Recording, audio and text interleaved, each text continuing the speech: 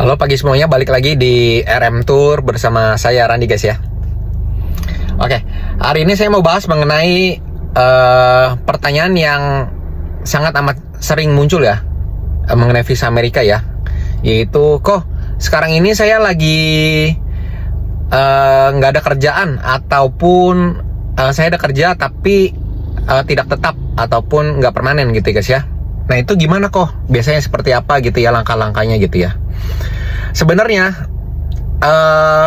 mengenai pekerjaan ataupun usaha ya, usaha apapun gitu ya, itu diperlukan pada saat pengisian DS-160 ya guys ya, berkas DS-160 untuk keperluan visa Amerika. Itu perlu ya guys ya data pekerjaannya, karena nggak mungkin kosong gitu ya. Kecuali misalnya kalian adalah ibu rumah tangga, nah itu nggak masalah tuh, karena kan maksudnya berarti kalian kan ya penghasilannya dapat dari suami ya, ataupun dari anak gitu ya. Nah itu sebenarnya no problem gitu ya.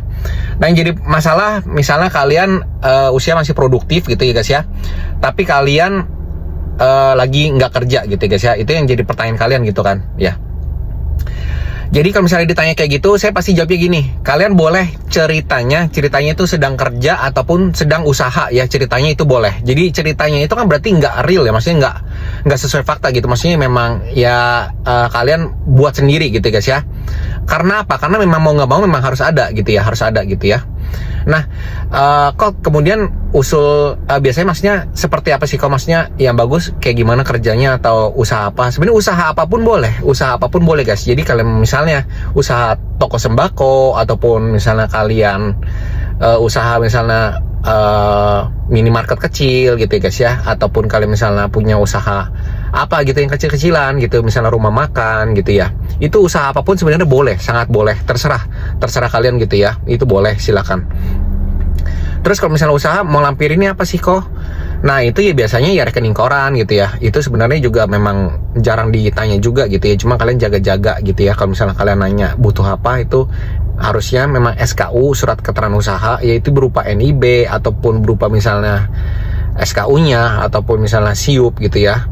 Itu kalian boleh bawa ya kalau misalnya ada. Ya kalau misalnya nggak ada ya nggak usah bawa, nggak usah pusing gitu ya. Kalian bawa rekening koran cukup ya. Nah terus misalnya ditanya, kok kalau misalnya mengenai pekerjaan, tadi kan usaha ya, kalau misalnya pekerjaan itu kayak gimana? Kalau misalnya pekerjaan ya kalian misalnya ceritanya lagi kerja di perusahaan misalnya teman ataupun perusahaan punya keluarga gitu, itu silakan boleh. Posisinya apapun bebas, terserah kalian mau sebagai marketing, sebagai misalnya supervisor, sebagai manajer, sebagai staff, admin, terserah kalian, itu sama aja, no problem ya. Nah kenapa harus sama kenalan gitu ya? Karena kenapa saya bilang maksudnya kalau bisa gitu ya sama keluarga, atau maksudnya ceritanya kerja di usaha keluarga ataupun di teman gitu ya. Karena kalian bisa ngomong langsung ke teman ataupun keluarga, minta izin ngobrol gitu ya. Nanti kalau misalnya ada yang telepon dari embassy gitu ya, atau random call, itu kalian bisa minta tolong betul bahwa yang bersangkutan itu sedang bekerja di situ gitu ya guys ya. Kok kalau misalnya saya benar-benar nggak punya saudara ataupun temen yang bisa ditebengin gitu, itu gimana? Ya kalian nggak masalah ya, tulis aja memang sesuai ya fakta gitu, karena memang itu data kalian gitu guys ya. Maksudnya saya juga nggak bisa bantu untuk ngarang-ngarang, itu nggak bisa gitu ya. Itu memang kalian yang buat sendiri, nanti tinggal kasih tau ke saya seperti apa nanti pas pengisian DS-160-nya gitu ya guys ya. Jadi sebenarnya jadi nggak usah pusing mengenai pekerjaan ini, karena memang ini harus ada ya.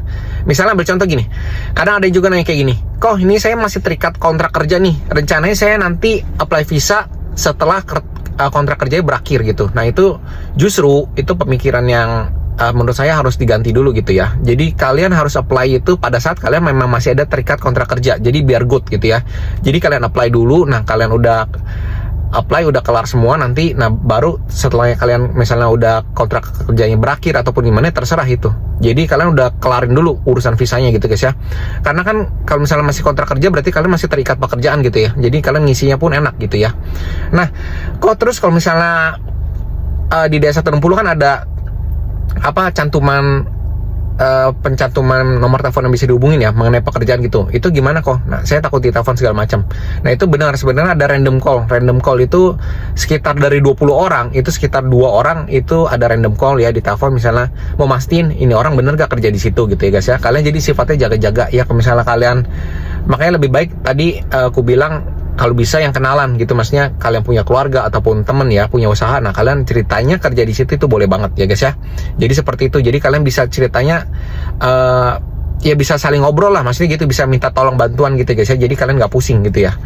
Oke, sekian dulu video saya hari ini guys ya, mengenai pekerjaan yang harus diisi di DS160, ataupun kalian pada saat ini sedang tidak bekerja, ataupun ada bekerja tapi tidak tetap ya guys ya. Semoga membantu kalian. See you on the next video. Dadah guys.